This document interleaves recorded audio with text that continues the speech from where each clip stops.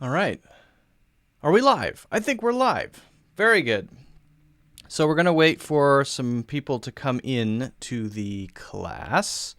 So before we do that, before we actually get started, let me just quickly introduce myself. Welcome to this live class. My name is Luke. I'm from the United States, and we're going to be talking about some interesting things today, I hope. So we're going to be talking about why English is generally better in some countries rather than others. And we're going to then talk about a couple of reasons behind it and things that you can maybe start doing or think about in your own English learning journey. Then we're going to answer a question from one of you guys. I'm going to answer it, not we. I'm going to answer it. and then we're going to do Q&A. So be ready with your questions, and I will be answering questions throughout.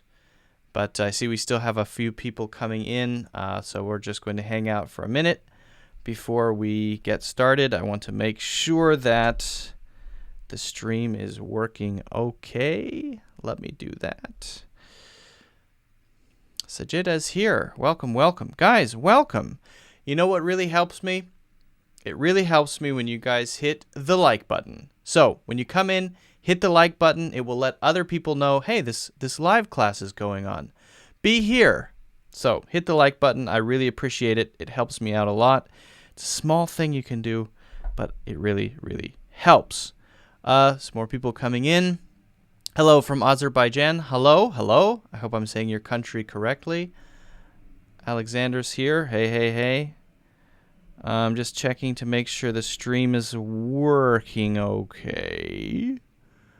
Let's just check. Give me a second. Oh, it is. Hip, hip, hooray. Should I share it to Facebook? Yeah, maybe later. Glad to see you guys too. Glad to see you.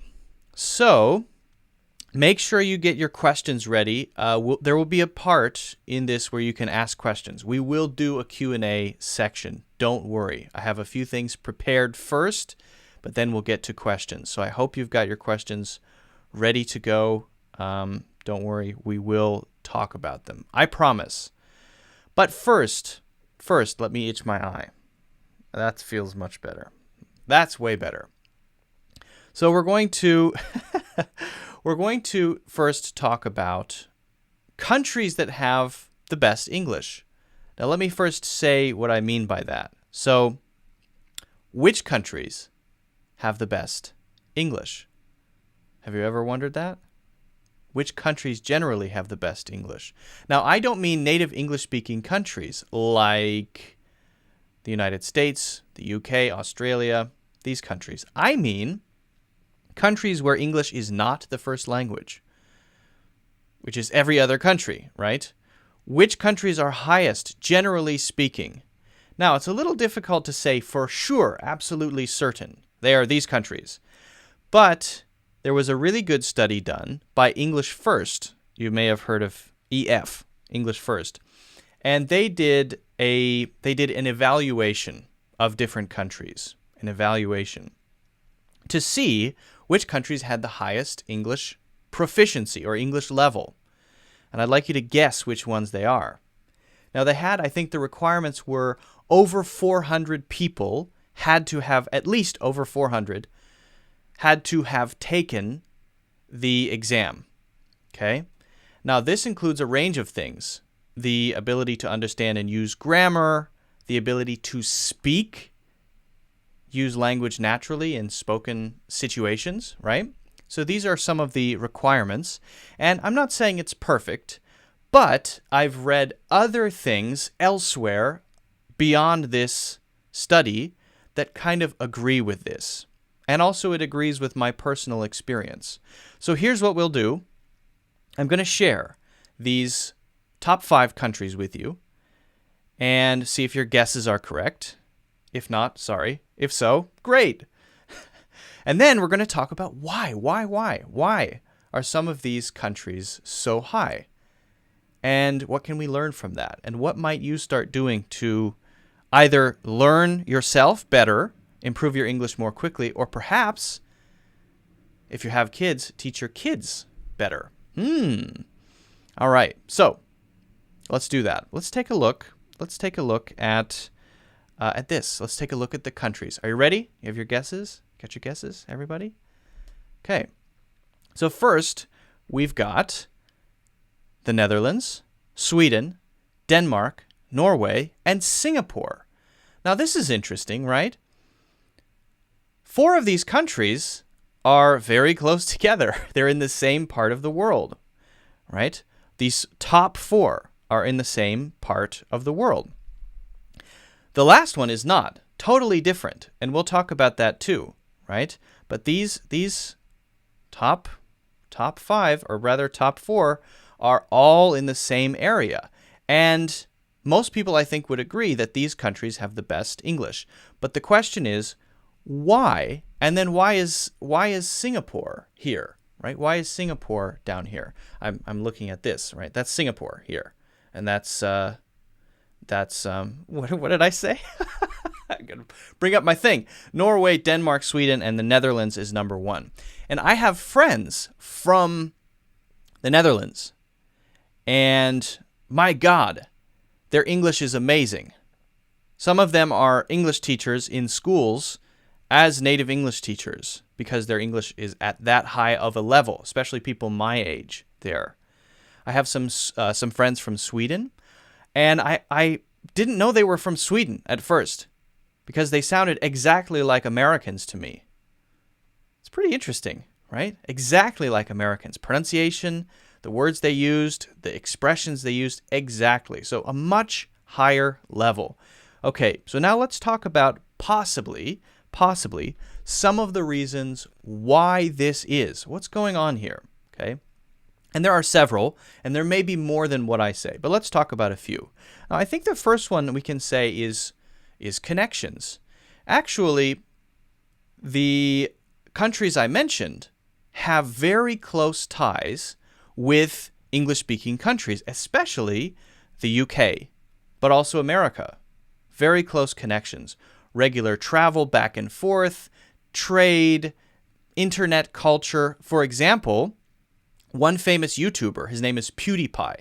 He has the most subscribers of any other individual YouTuber, not counting T-Series, which is a group of people. And he is from Sweden, but he's extremely popular in America. He may be most popular in America because there are a lot of cultural things that are shared, right? So those connections, trade, international trade, and cultural connections really make a difference. There's sort of a link between those countries and the United States or the UK. And with Singapore, it's definitely the UK, especially because they had a historical connection in the past. So that's one thing. I think that's a basic reason, but I don't think it's the most important. The reasons we're going to look at next, I think, are a little bit more important. So let's look at some other possible reasons here. Now, this is one of my favorite pictures, one of my absolute favorite pictures. Look at this. This is the language tree. And you may have seen this in my History of English video. If you haven't seen that, make sure you check that out. This shows one family of languages, not all languages. You won't see Chinese here. You won't see some other Asian languages here because it's a different tree. So you can see here on the branch Germanic in the middle there.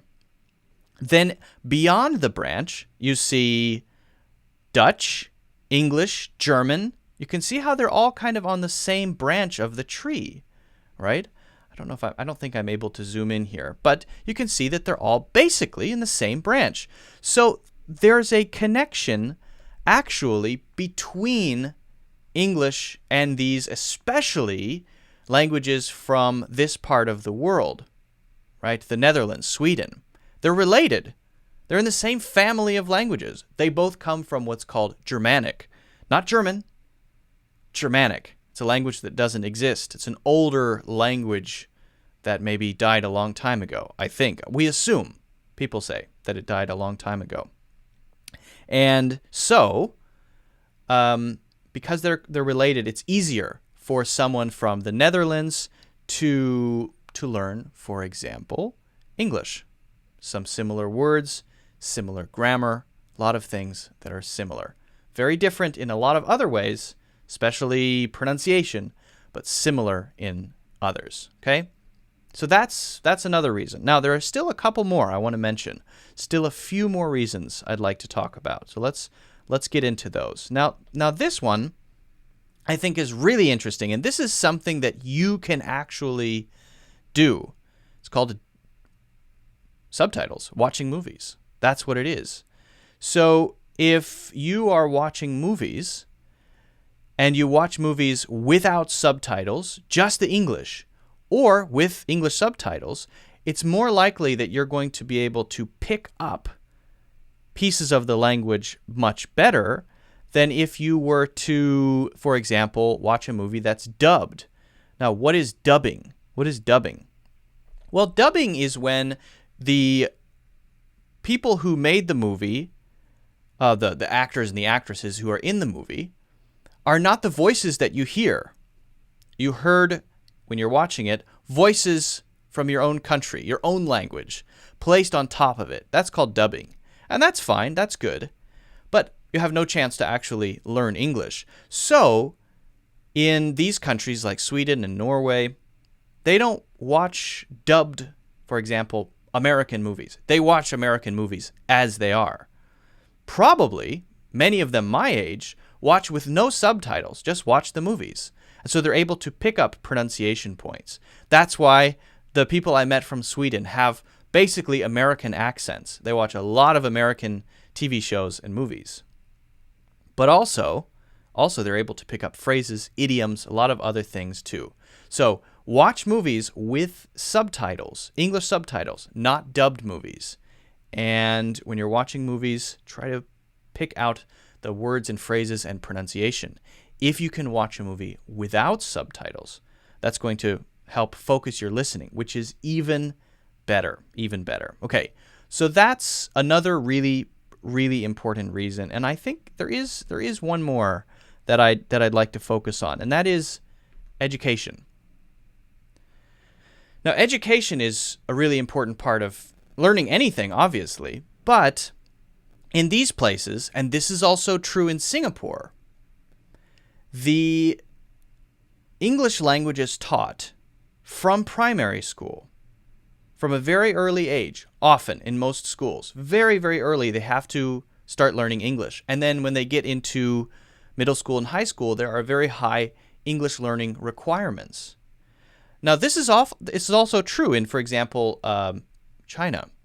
People start learning English at a fairly young age. However, the reason that on average English proficiency isn't higher, the reason is that it's more focused on writing, exams, grammar, correcting sentences. So it's sort of learn the right answer, but not a focus on speaking. However, in a lot of these countries, like Finland and Denmark, there's a focus on spoken English. There's a spoken English part of it in the education system. There's more English being spoken in class. There's more English being read in books, literature. And I have several friends from the Netherlands, and I asked my friends, what was it like growing up in the Netherlands? What's the education system like? They said, the English part is just like you would get in America. We read novels, English novels. We talked in class in English. And so the environment is very Englishy. Is that a word? Not really. But you get what I mean, right? Very English environment, including spoken English and real written English in books. So that's another part of it, right? And I think that if more countries start to do that kind of thing and start to have more of an environment from a very young age, then the proficiency levels in English will go up. So what can you do? Number one, if you have kids and you want your kids to have better English, start them at the earliest possible age. Start reading to them. or have them watch kids' cartoons in English. Give them some kind of English language environment as much as possible from the youngest possible age, from age 0, because kids learn the sounds of their language from age 0, before 6 months. So start them early. Second, if you want to improve, try to surround yourself with English as much as possible, especially movies and TV shows.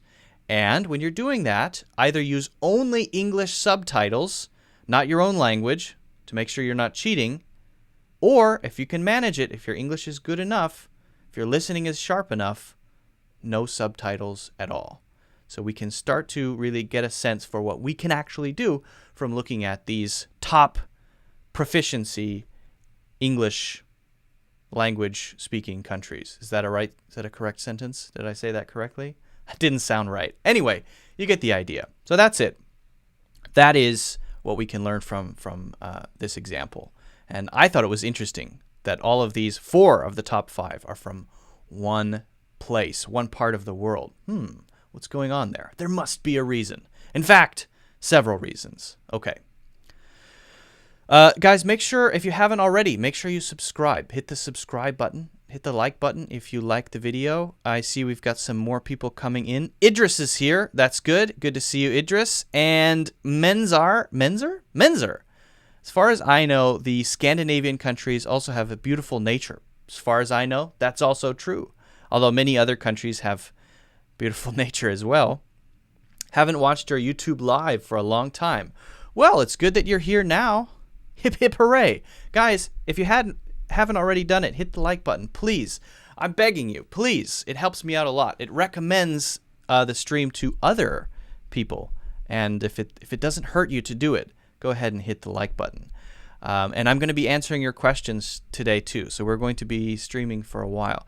Don't worry, we've got time. We've got time. Totally agree with you. Students in Taiwan have studied English since primary school, but we tend to focus on grammar and reading. Yeah, that is interesting. I mean, in Taiwan and mainland China, if you look at the exam scores for English, they're actually very high. The level of education is very high.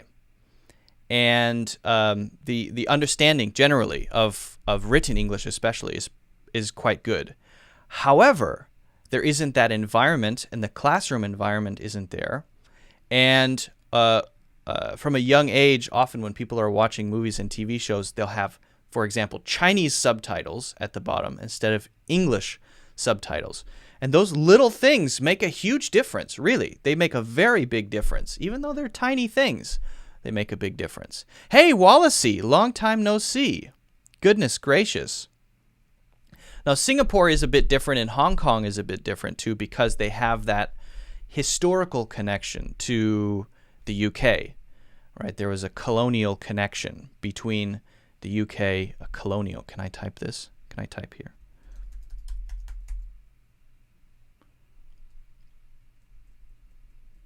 Colonial connection from 100 or so years ago, especially in Singapore. Now, you may be wondering, okay, what about India? India, everybody in India speaks English. Well, a lot of people in India speak English. It's an interesting thing. Well, actually, that's true, but the average level of proficiency, do you guys know the word proficiency? The average level of proficiency is a bit lower. However, it is going up over time. So a lot of people in India can speak English okay, can communicate well, but the grammar level isn't 100%. It's a slightly lower average level of grammar. And also the accent, the strong Indian accent, that pronunciation that we hear for the Indian accent also affects the overall, what is considered the overall English level, because there is a strong accent. Czech Republic. Are you from the Czech Republic, Jarmila? What's the English level there, actually? I know this is not everyone in the country, of course. We're talking about averages, right? We're talking about averages. So it's hard to say. everybody in this country is good at English. There are people in the Netherlands who are probably terrible at English, but we're talking about average scores. And you can look up online. You can search that that study that was done by EF, by English First. Also, if you guys are looking to learn expressions and stuff, a couple months ago I posted 4 new courses about expressions, idioms, phrases. 4 new courses. They're in the links in the description. So if you guys are interested in seriously learning expressions and phrases for daily life, then check out those courses. They're in the links. Hey, Milton from Bangladesh, welcome. And Igor from Poland. Hip, hip, hooray, you're here. Ah, you are from Czech Republic. Very cool. Very cool. So, guys, if you have any questions now, I can answer 1 or 2. And then I want to answer a question that I got recently that I've actually prepared for. I prepared for it.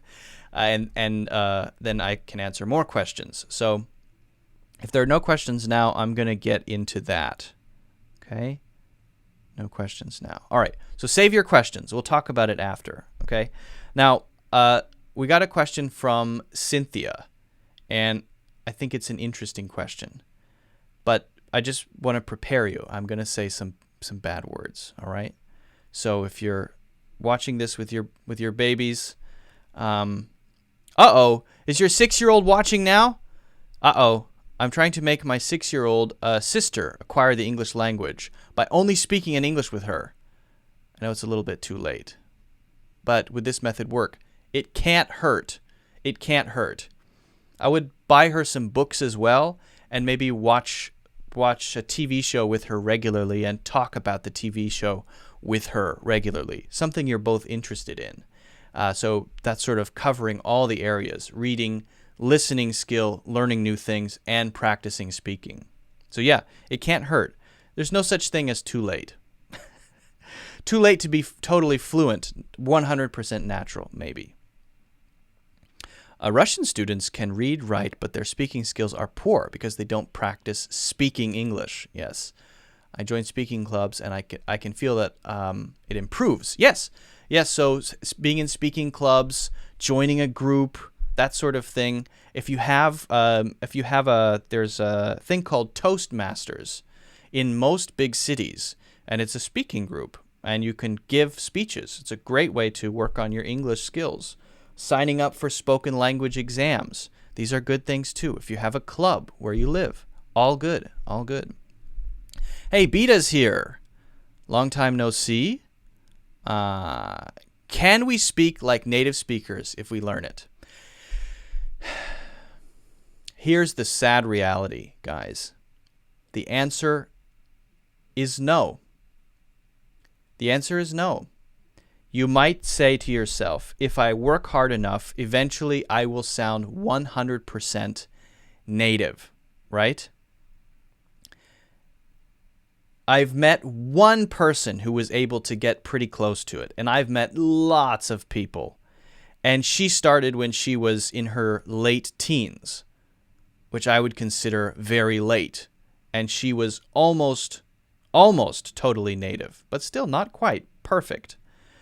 So unfortunately, the answer is no. You can never, probably never, sound 100% native. It's a sad, unfortunate fact, and I'm not trying to crush your dreams.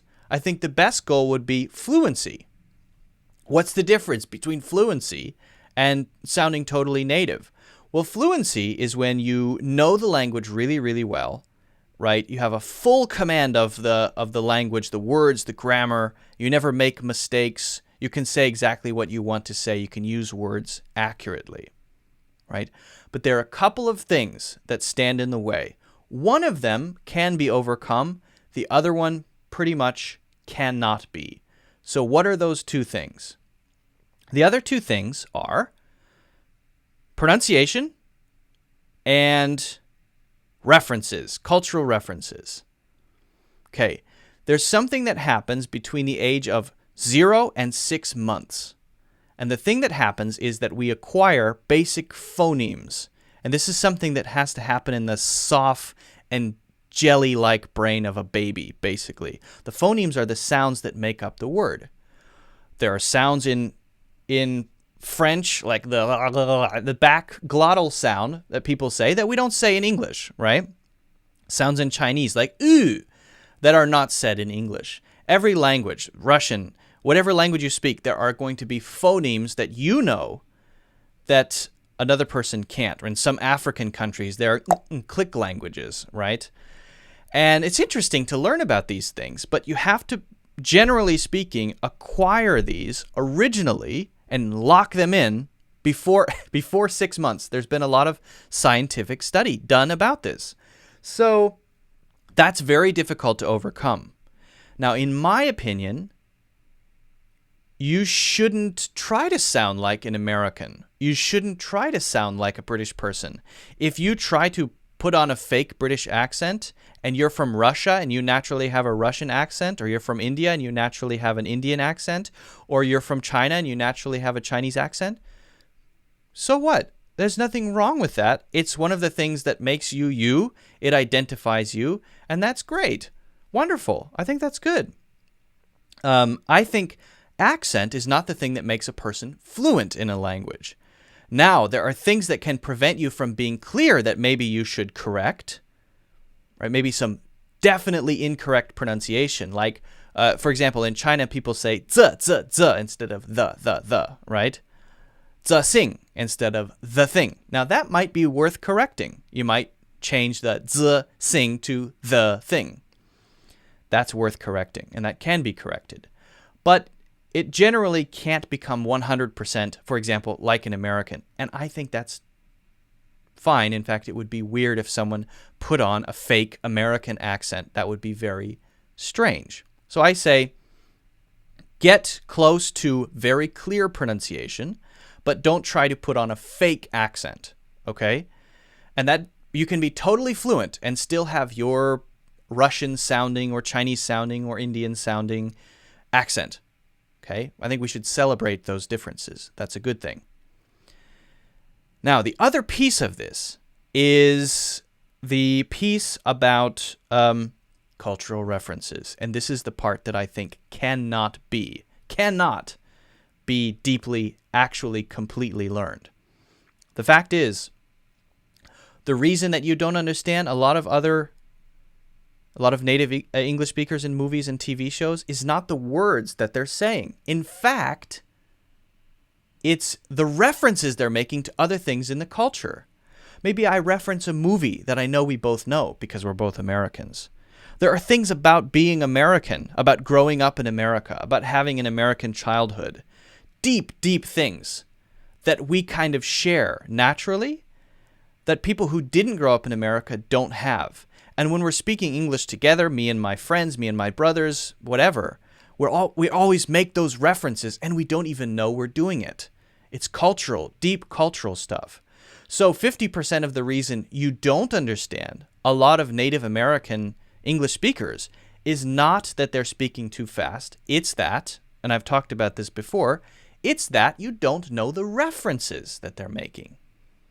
And you understand me because I'm not making those references right now. Because I know I'm speaking to you. So I'm choosing not to make those references. If I started doing it, suddenly you'd go, what happened?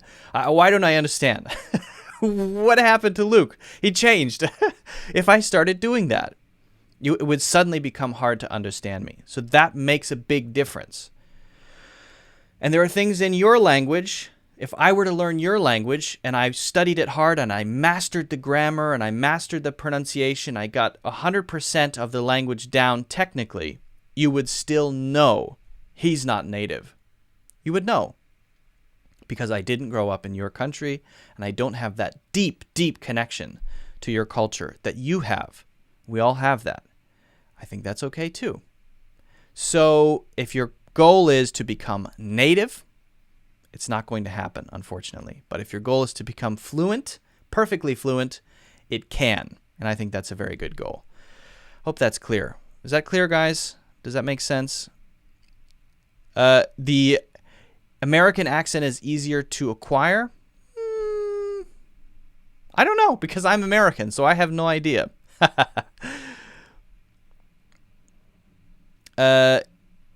Is that shadowing? Shadowing. What do you mean by that, Dinesh?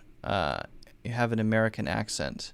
Yeah, I wouldn't recommend people try to copy a certain accent. There are some basics of pronunciation to learn, but can you give some tips for enhancing English communication? That's a pretty broad question, Paolo. Do you think you can make it a tiny bit more specific, a little bit more specific?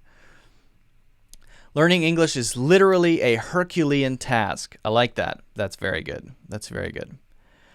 I'm just reading through some of the comments here. Can you give some tips for enhancing communication? Hello from France. Hello, hello. References, indeed. Now, that doesn't mean you shouldn't learn the references. You should. You should learn the references.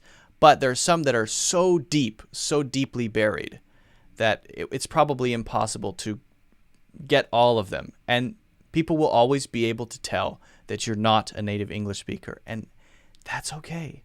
That's okay. Not something to be stressed about.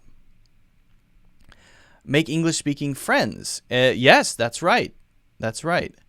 You know, you send messages quite often, but I'm never sure how to pronounce your name. Lybov. Can you spell it out a little more phonetically so that I can feel how to say it? Yes, each part of American has its own idioms. If you guys are interested in learning idioms, make sure you check out my courses. I have 4 courses. Each one is about 6 hours long about idioms and expressions. 6 hours of me talking. Each course. If you can make it through that, you're a hero. I couldn't do it. I wouldn't be able to do it. I'd be annoyed. Okay.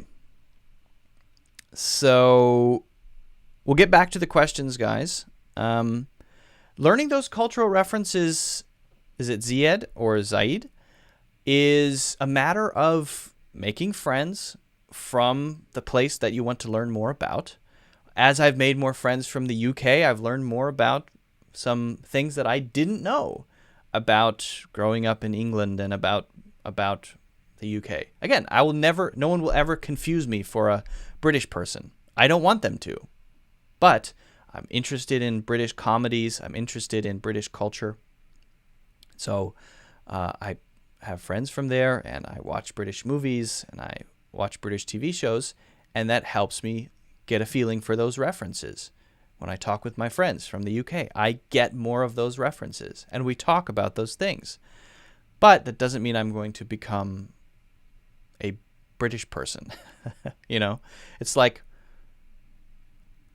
I want to understand, but I want to still be who I am. Ljob. I still don't know how to say it. I'm sorry. Tough one for me. All right, guys. So we're going to go to a question. Now, if your kids are around you, plug their ears because I'm going to say some dirty words. Okay? Because that's what the question is about. It's a good question. Cynthia, I think, asked the question. Cynthia. So, Cynthia asks. Here's the question. Cynthia asks. Cynthia asks, what do acronyms like AF and WTF mean? And how can I use them? Okay, now this, I think, is a great question. You see them all the time online, these two, WTF and AF, all the time in titles of videos and maybe online chats, comment sections, texts, right? It's used a lot. Both of these are used a lot. Now, the reason that I put these together, well, they're in the question, but the reason they should be together is that they come from the same word. And the word is fuck. Now, you probably know that word. I know that you know that word. I have a whole video actually 2 videos about how to use that word if that's what you want to learn. I think it's good to learn bad words as well. So check out my videos about fuck if you haven't seen those. But these 2 are acronyms. Acronyms are words that have words inside of them, like ATM, automatic teller machine. AF is what? As fuck. WTF is what? What the fuck? Okay, so that's what these two mean. Now, once we understand what these two mean, do we know how to use them? Not really. It's actually more important than knowing what they mean. Because if you know what something means and you don't know how it's used, you don't really know it. Okay, so we have to talk about how these are used. Let's do that. The best way to do this is look at some examples, right? So let's look at some examples that I've made. Let's do that. Here we go. Now let's start with as fuck. Basically, as fuck means very much. That's all it means. But it's not used grammatically the same way. So here we go. Running is hard as fuck. Alan is smart as fuck. I'm tired as fuck. I was angry as fuck. That cat is crazy as fuck. So if you try to look up the word fuck in the dictionary and say, what does it mean? What does it mean? What does it mean? Don't bother. It's a waste of your time, right? Don't worry about that. Don't worry about what it means because it won't make sense at all. What you should do is just say, okay, it means very much and it's used like this. So that's it. Okay, don't stress out about defining it in the dictionary. Grammatically, it doesn't even make that much sense because usually when we compare two things, we say, as good as me, as, right? But this one, you can see here, it is just is adjective as fuck. Is adjective as fuck. Was adjective as fuck, right? Sometimes are adjective as fuck. Or were adjective as fuck. So the pattern is the same, right? Something, whatever it is, running, Alan, I, that cat, whatever it is, then is, are, were, was, then an adjective, hard, smart, tired, angry, crazy, and then as fuck. And all it means is very much that. Pretty straightforward. So if you see crazy AF, now you know what it means. And you will see it.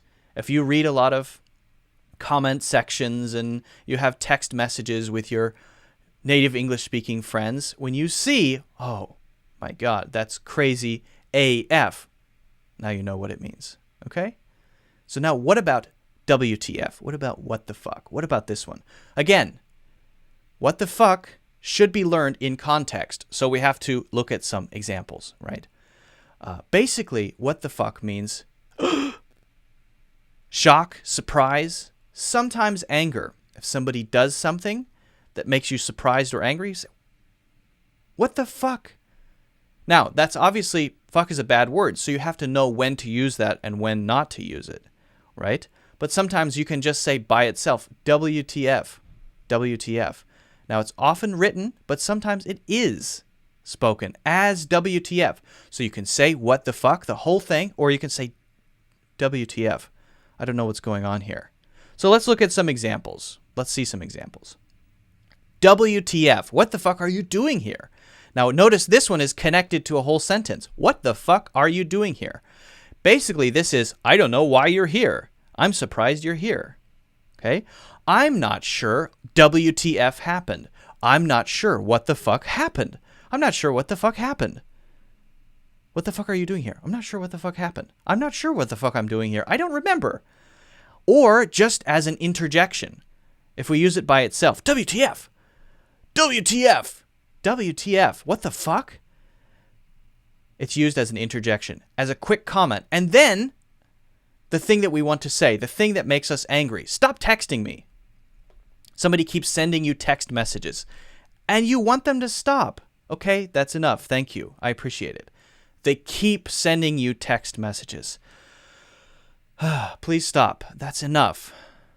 They keep sending you text messages. What the fuck? WTF. Stop texting me. At this point, I want to express with sort of strength, passion, how annoyed I am by what's going on here, right? So when we want to express that very strong feeling, especially in text form, we use WTF. It's so common on the internet in English, You'll see it everywhere, for example, on Reddit. If you're not on Reddit, R-E-D-D-I-T, Reddit, then you should be. Reddit is awesome. It's a good community. It's a good place to find an interest and then find a group of people who share that interest, no matter what it is. If you're interested in stuffed animals, or you're interested in computers, or you're interested in bungee jumping, doesn't matter. You can find a Reddit community about that thing and communicate with people regularly in that community in English. So it's a really great way to have that language environment, even though it's not speaking. In the comments, in the threads, you will see AF and WTF. So hopefully that's clear, guys. If you have any questions about this, let me know. Also, don't forget to subscribe. Again, subscribe. Hit the like button. Why not? It helps. It really helps. Okay. So, guys, any questions about using WTF or AF? Good stuff. I'm going to look at the comments. Okay.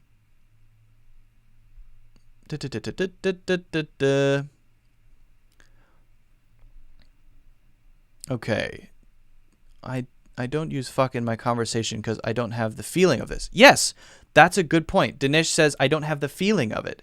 Now, I'm not saying that you should use it. Don't ever misunderstand me. Don't ever think I'm saying, oh, you guys should start using the word fuck all the time. I don't use it very often. I really don't. I teach it because I know it, and I know that people want to know it, and you hear it a lot, so you should know it. Right? That's why I have a video about fuck and a video about shit and videos about lots of bad words. But I don't use bad words very often. And as Dinesh is saying, I don't have a feeling about it. I don't feel like I should use it, so don't. That's good. Don't use things that you don't feel fit you. Right? My grandma uses words that I don't use. I know the things that she's saying. And when she says, oh dear, when she's surprised, I don't say, oh dear. She says, oh dear, because she's my grandma. And old people, she's 80. Old people say things that young people don't say. And young people say things that old people don't say. Right? So that's how that works. Don't think that just because you learn something, you need to start saying it. Sometimes it's valuable to just learn something. And then you know it. And when you see it, you go, oh yeah, it helps you communicate. But you should also deeply feel that it fits you, your personality, the way that you talk. You don't need to have a new personality in English. If Dinesh is this way when you're speaking your language, whatever it may be, I would assume Hindi, because your name is Dinesh. If I'm wrong, please correct me. You shouldn't then have a new personality as soon as you start speaking the other language. Keep it and choose the phrases that sort of express that personality. That's, I think, really important. Very important. But how do you know that? How do you know what things fit? Well, you have to get a feeling for it. When you see movies and TV shows, get a feeling for those things.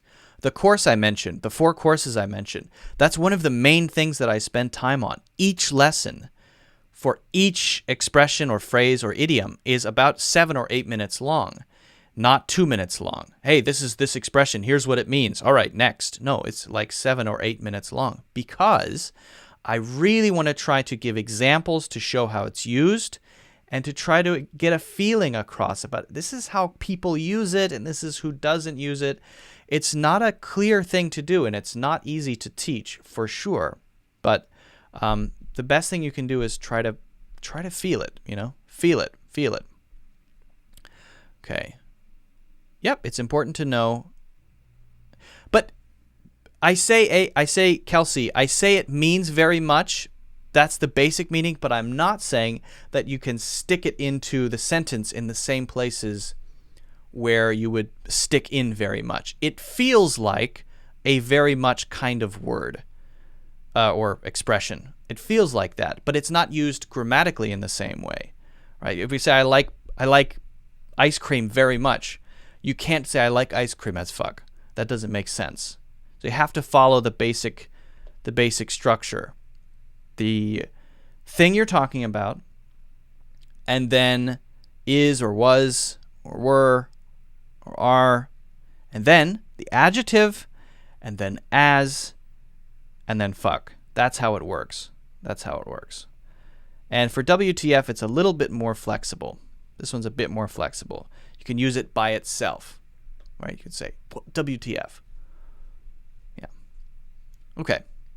Hope that's clear, guys. I think I probably missed some questions, so I'm going to go back. Guys, now is the time for questions. I've answered the Cynthia's question, and I have explained the thing I wanted to talk about with the countries with the best English. And so now it's Q&A time. What are your questions? Let's talk about them. My name is How can I memorize the structure of all tenses? Yes, that is a good question. Memorize the structure of all tenses. The best way to do it, in my opinion, is to do the most boring thing possible, which is write sentences. So, if you learn, for example, the present perfect tense, let me type that in, present perfect tense, which is usually have or has, and then let's say present perfect continuous, been plus ing. All right, now, how do you remember that? Have or has, then been plus ing. Well, one thing you can do is write a bunch of sentences that have that in it. The best way to learn something is input and output.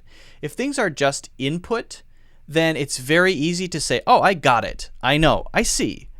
And then 2 days later, it slips away and it's gone after that. So input and output usually makes it stick longer or stay forever. It sort of helps to make it grab a hold of your brain when you're learning it. So if you say, we have been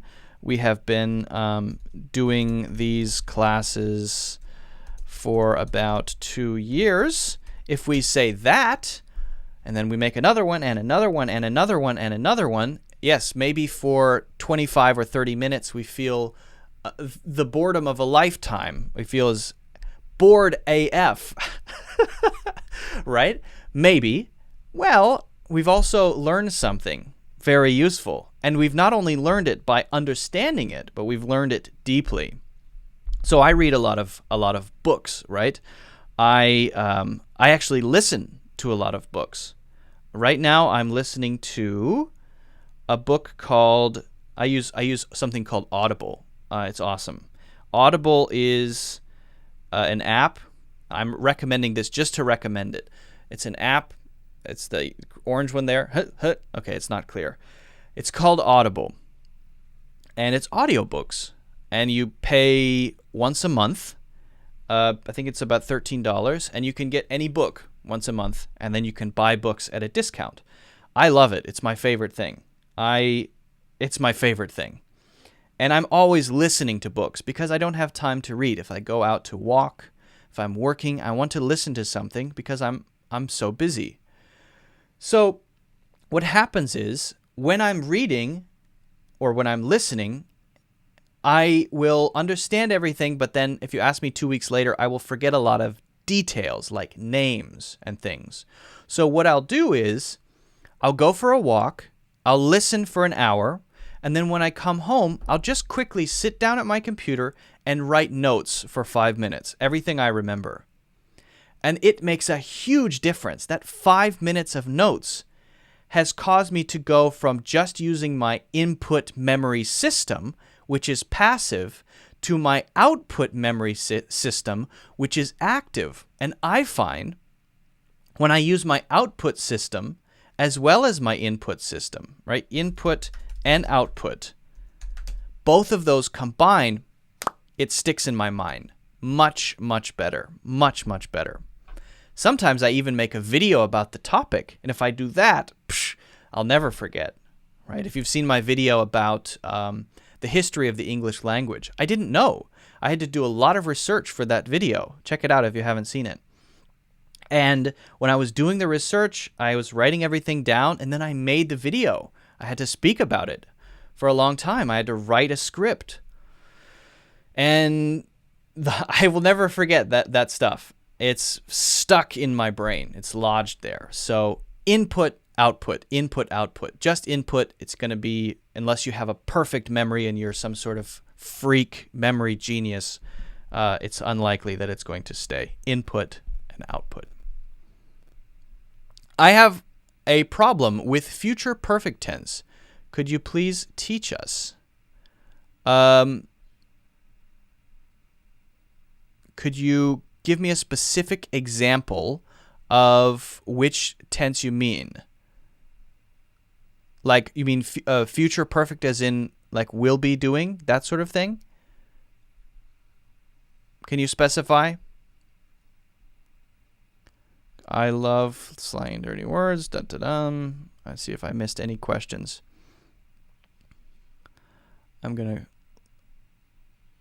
I like Quora.com. Quora is very good. Quora is a great way to learn and practice expressing yourself if you know things. We better make English-speaking group on Facebook where we can talk to each other. Hey, Milton, that's a good idea. I've been thinking about doing that, but I've been worried that I don't have time to moderate everything, you know? I'd really like to do that.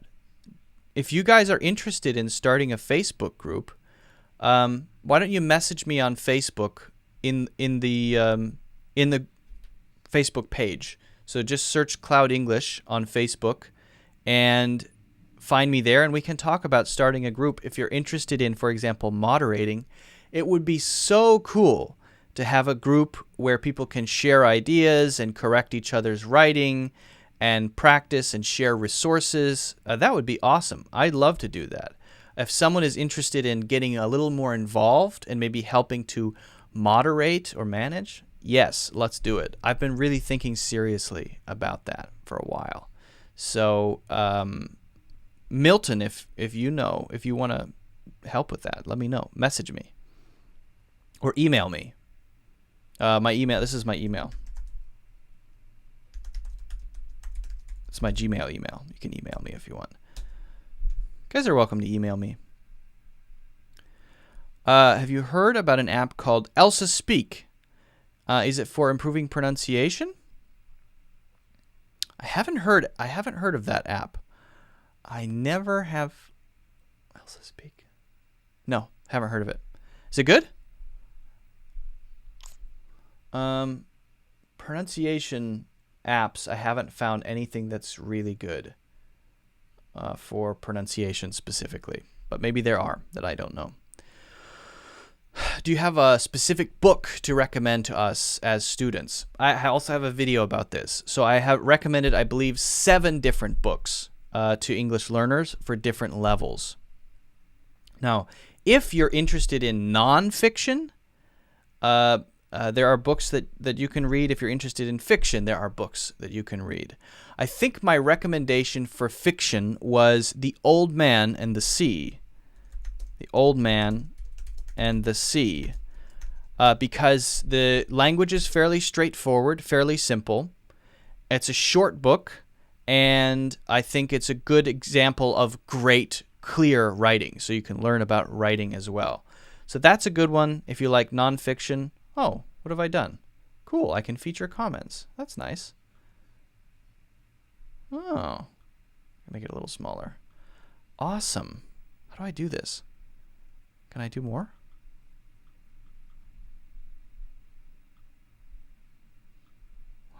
How did I do that? How did I do that? I don't know how I did that. Oh, I see. Ah, there we go. Cool. I'm using a new thing. Sorry, everyone. Who wants to be featured? Whoever can make a perfect sentence with AF will be featured. Okay. I don't want to miss Abdi's question. Will have. Well, will have can be used in lots of different ways.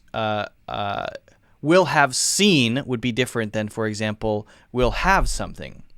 If it's will have seen, and it's that tense, then we would say, for example, we're talking about a future time, and something is going to be complete in the future by the future time that we're saying. So by the middle of next week, I will have already seen The Joker. Is that movie coming out? The Joker. So feel free to ask me about it. Okay, that would be an example. I will have already seen, or will have seen, or will have already seen. I haven't seen it yet, but in the future I will see it. Why don't I just say I will see The Joker next week? The reason is because I'm talking about another future action that you can take because of the future action that I am going to take. So if I want to mention another future action so you can talk to me about it, you can talk to me about it in the future, right? I will use this tense, will have seen. I hope that makes sense. Milton, I'm straight. There we go. It's perfect. Guys, a case study in perfect examples. BTW, I'm straight, AF, LOL. It is a perfect example. Beautiful. Love it. Eloy, smart. AF, indeed. Perfect. Great. Love it. I will have been a teacher for 10 years by the end of this month. Yeah, that's a good example. I'm assuming you want to add years to that, right? It's cool that I can add these comments. I will have been a teacher for 10 years by the end of this month. That's a really good example. I like that. And then maybe we reference another action, right? So I'm planning to celebrate by, I don't know, riding a Royal Enfield motorcycle, which I wish I had. I'm not trying to use a stereotype there. I'm just a big fan of the motorcycles. And I know that you can only ride them in India, so I'm jealous. That's all I'm saying. Remember, guys, will is also a modal verb. He will have reached home by now. Yes, present speculation. That's a good one. Wow, we're getting serious. Yes, exactly. This is very well said. I don't think I could say it better than this. Present speculation. He will have reached home by now. He will have probably seen it already. He will have probably seen it already is being used now to wonder about something that we don't for sure know the answer to. We don't have the answer. If he texts us and say, I saw it, then we shouldn't say this because it's speculation. We're just wondering. We're thinking, right? Could be, maybe not. I don't know. So, yeah, good. Very good. Good stuff. Really? 10 years? 10 years is a long time. I've been teaching for about 8 years, so Dinesh has me beat by about 2. I've been teaching English since I was 22, and I am now 30. So there you go. There you go. Hey, Nadine. Nadine is here. I haven't seen Nadine in a long time. Wow, it's good to catch up. Guys, my plan is to do a live class every Sunday at this time, about 11 a.m. Eastern Standard Time. Okay? So, hopefully you can come back every Sunday, join the class. I'm going to be doing, like I did at the beginning, talking about a topic for a few minutes, and then I'll answer one really, really good question that I got from the previous week. So you can leave your questions under my other videos. I will check out those. I'll pick one, and I will actually prepare for it with slides like I did today, like these, right? And then I will do a Q&A like we're doing today. So that's how it's going to work. That's the structure, and it's going to be every Sunday. And again, if you guys are interested in a Facebook group, I'm interested, but I need some collaborators. I need some partners. I need some people to work on it with me. I don't want to do it by myself, because if I did it by myself, I wouldn't be able to do it well. because I have nine jobs. So please make a live episode about slang words someday. I will. If you ask a specific question about some specific slang, I may answer that, Milton. You will have, that's a lot of zeros, subs at the end of the day. So I can see your YouTube button. Is that correct? Yeah, that's right. I don't know how many, million instead of millions. We don't put an S there. Children are silent. They will be doing something wrong. Guys, will is a modal verb here.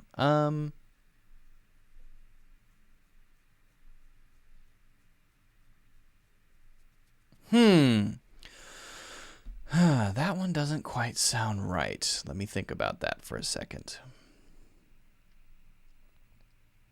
When children are too quiet. See, grammatically, maybe that works, but most people wouldn't say it like that. Most people would go, when children are silent, it probably means they are doing something wrong. So there we'll use the present continuous tense, even if it's not present continuous, because we're setting up a sort of hypothetical. So we use present continuous connected to when to mean past, present, or future. Doesn't matter what time it is. Whenever it happens, when children are very quiet, it probably means that they are doing something wrong. When children are too quiet, it probably means they are doing something wrong. Oh, that's not what you meant. Yes, I mean, my sentence is when. When is right here. That means doesn't matter what time it's happening. Whenever. So that works here. It works. Okay, have I missed any questions?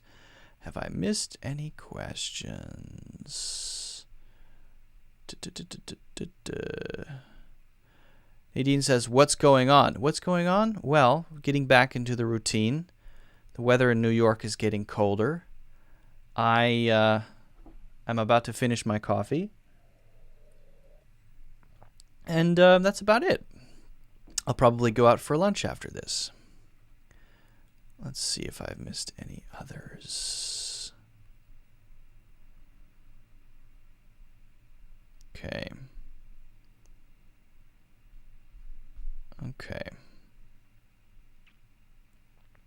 Yes, the speaker is... Oh, okay.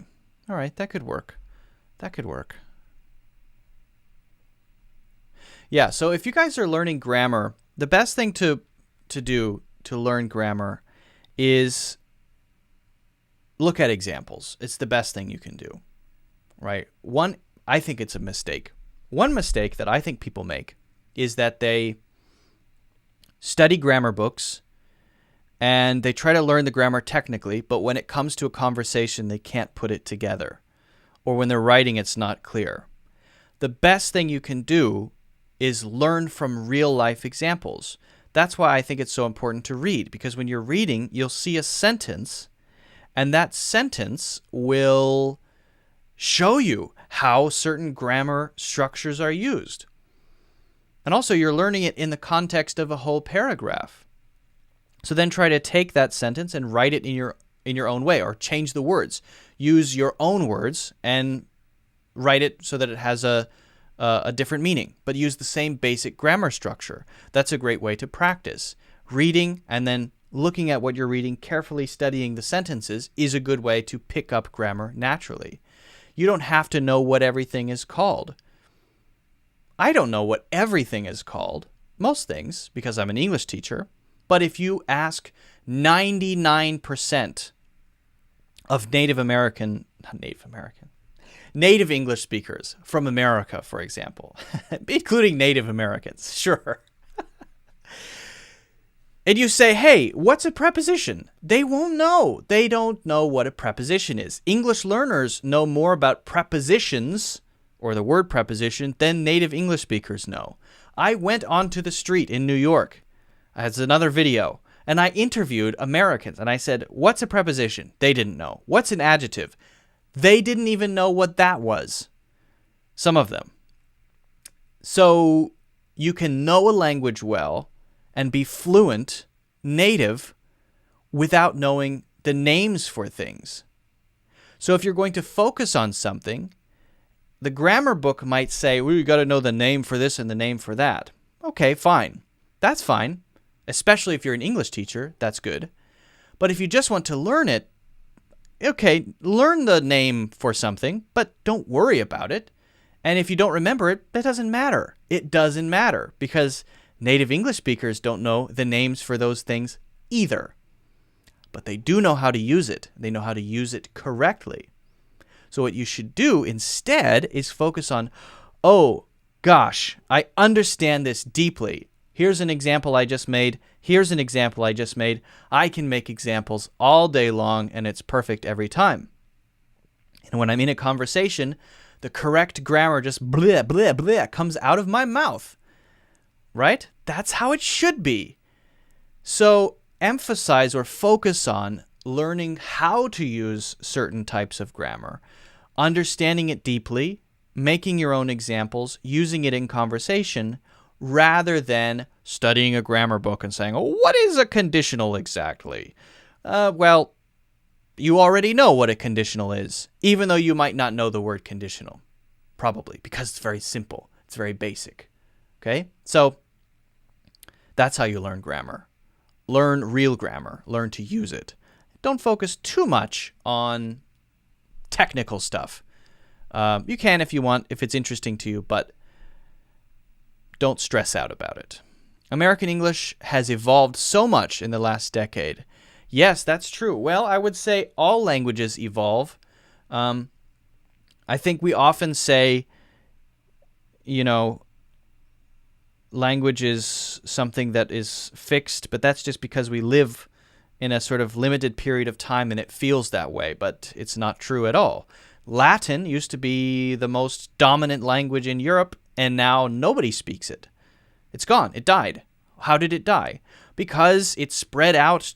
The Roman Empire spread out to all of these faraway places in Europe, and then these little local dialects started to pop up, and people started to experiment and test and play around with the language, right? And as they started to play around with the language, totally new sentence patterns started to arise. New pronunciation, new words naturally came up into existence. People started using new words naturally for things. Sometimes mixes between words, right? And then Latin died because these words, now called, for example, French, Portuguese, Spanish, these languages replaced them. And someday English will be replaced. In 500 years, people will probably not speak English. It will be some other language. Or it will be an evolution of English that was maybe naturally, organically evolved somewhere else or in many different places, or it will create several different languages. It's a natural evolutionary process. I think it's very interesting. And this picture, I think, gets it across really well. You have Romance there. You can see Romance languages lead to French, lead to Italian, lead to Spanish. And then the Germanic languages, that used to be a language. It's dead now. And that leads to English. It leads to German. It leads to Dutch. So this is how it works. And so when new words come up and people start saying them, we shouldn't say, oh, no, that's not in the dictionary. What are you doing? This is probably the future, right? The interesting thing is you can't make words happen. Sometimes people have tried to introduce a word and it just didn't catch on. It has to happen totally organically, totally naturally. And when it does, it's not that the dictionary people said, we will make a new word and we will put it out there and people will start using it. Hooray. No, it's that it became popular, like selfies. Selfie is a normal word now. Everybody knows the word selfie. My grandma says, oh, let's take a selfie. My grandma says it. Everybody uses the word selfie. It is a word. If you look in the dictionary, you'll find it. But the dictionary people didn't come up with it. I have a good word. It's called selfie. Let's put it out there. No, it became a popular thing that everybody was saying. And then the dictionary people said, well, everybody's saying this word. Should we add it to the dictionary or not? And they decided, yes, we'll add it to the dictionary. Now, I've got a video coming out about this topic soon, so you can check that out. New words, but it's sort of it's an interesting natural process. And whenever I hear new words, my natural feeling is to go, it's new, I don't like it. But then I realize this is how languages change, and it's a beautiful process, and it's cool. And sometimes old rules, like don't use a preposition at the end of a sentence, are just nonsense. They're nonsense. It's stupid. If anyone tells you don't use a preposition at the end of a sentence, they are wrong, and they haven't actually used their brain to think about it, because it's not true. And they also use prepositions at the end of sentences all the time, but they don't even notice it. It's ridiculous. Okay. I missed some things. Can you recommend a good English grammar book? What did I just say? Don't use grammar books. I don't know any good grammar books. Ask Dinesh. Shall not. I never use shall not. I shall not. I never use it. I never say it. What's the direct question you never ask a native English speaker, even English learners think it's okay to talk about it?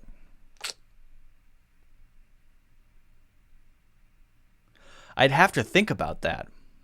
I'm not sure. I don't know. That's a good question, but I need to think about it. That's a good question. I'm sorry I can't answer it right away, Potter Batiste, because it's a great question. I just can't find a great example off the top of my head, but I'm sure there is a good one. I'll think about it, and maybe we'll talk about it next week. Or can you write it in a comment under one of the videos, and then I'll make sure to write it down, and then we can talk about it. I'll talk about it next week. I am a native Spanish speaker, says Eloy. I don't really know the tenses of Spanish. I'm quite boring to learn things. Yes, I think learning grammar is very boring. I'm on the same page. Grammar is boring. Said the guy who's working on a gigantic grammar course on Udemy. If you guys haven't already checked out my courses, you can do that. It's in the link in the description. If you put in the coupon code under the link, you'll get a 90% discount. It's a very big discount under the courses. Each course is at least 3 hours long, sometimes 4, sometimes 5, sometimes more. And wait, someone send someone a message. Some of them are more. Some of them are 7. Some of them are 8 hours long. Very useful courses. And I'm working on a grammar course. Hopefully, we'll be out by the end of the year. Today, as a Mexican citizen, you have to speak and write English if you want to get a job. That's interesting. Yeah, English is definitely the international language. That's the way it is right now. May change someday. Even though English is German-based language, but this is not, that cannot define English. That's right. I mean, if you guys haven't watched my history of English video, please watch it. I spent so much time on that video. Very passionate about making that video. So check it out. It's actually, I think it's a really good video. It's about the history of English. It's a Germanic language, not a German language. So German and English are cousins. English doesn't come from German. Their common language is Germanic, and they both came from Germanic. But then English had all kinds of other influences that came in, especially from French and Scandinavian countries. So it's very interesting. You guys can check that out. Please check it out. I'm really proud of that video. I love grammar. For me, it's not boring. Well, good for you, Lolly Lolly.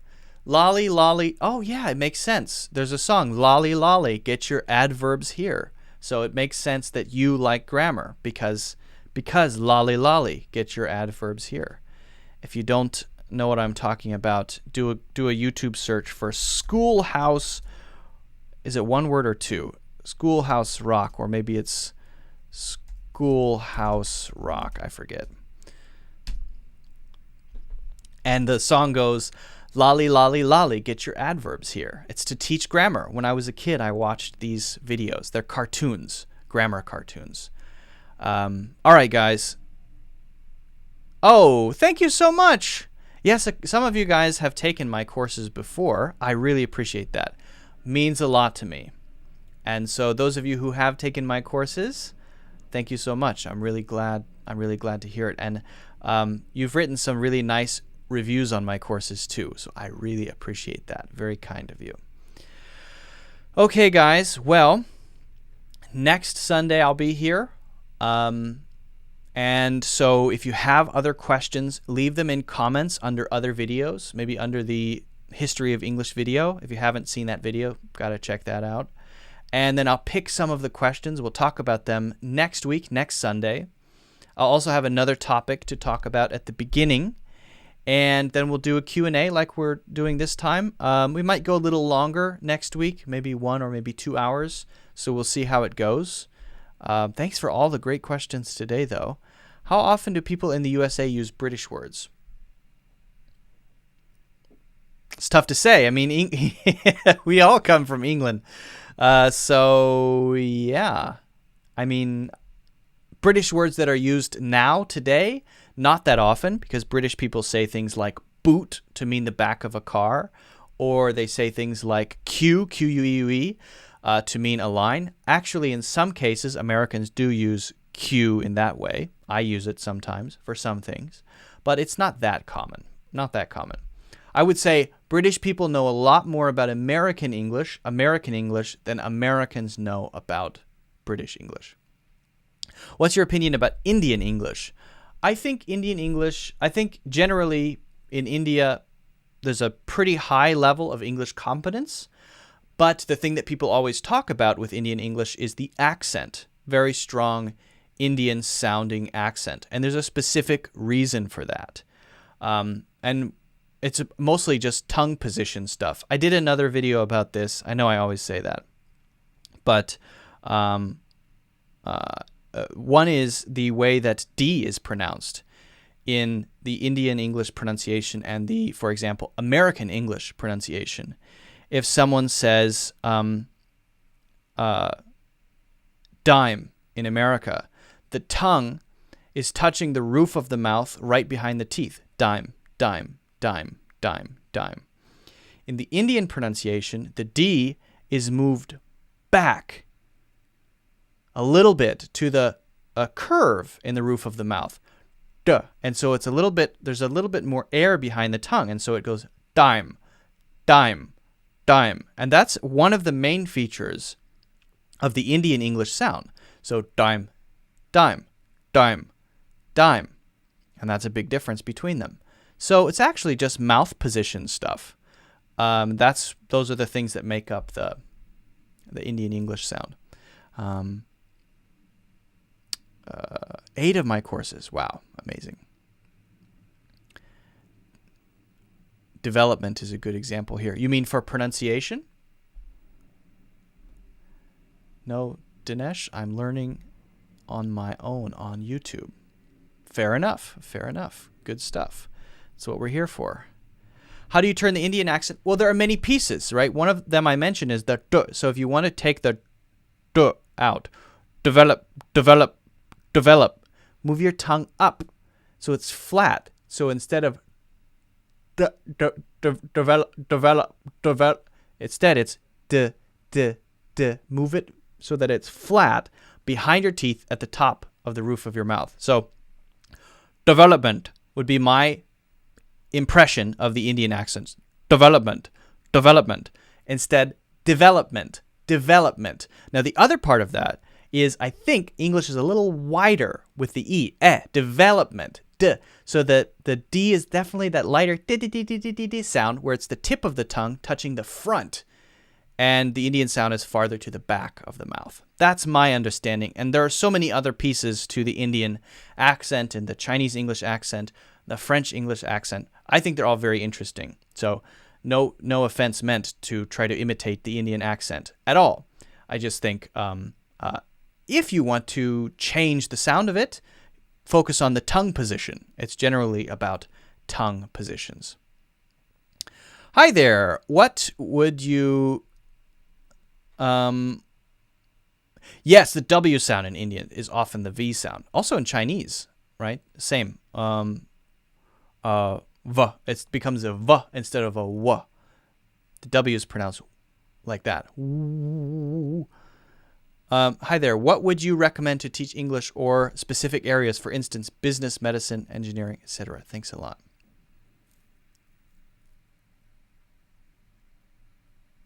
Billy, I'm not sure I understand your question completely.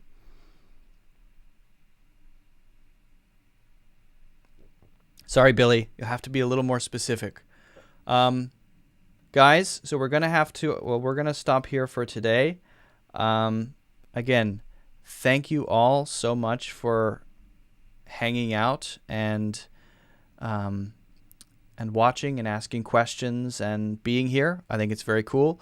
And again, we'll be here next week. I will announce it. Make sure you ask your questions. If you haven't hit like on the video already, please hit like. I know it's an easy thing to do, and it's not super convenient, but it's easy, and it really helps because it tells YouTube, hey, watch this. So hit like if you haven't already. Thanks for watching, guys. Maybe I can talk about Ed Sheeran's English in a future video. I'm planning to do more things like learning phrases from movies and phrases from TV shows. I'll be doing more of that in the future. Next week, I have a Jimmy Fallon English video coming out, so I'm excited about that. Guys, thanks again. Hit like, comment, check out my courses, and I'm going to go eat. See you next week. See you next week. See ya. Bye. Take care, guys.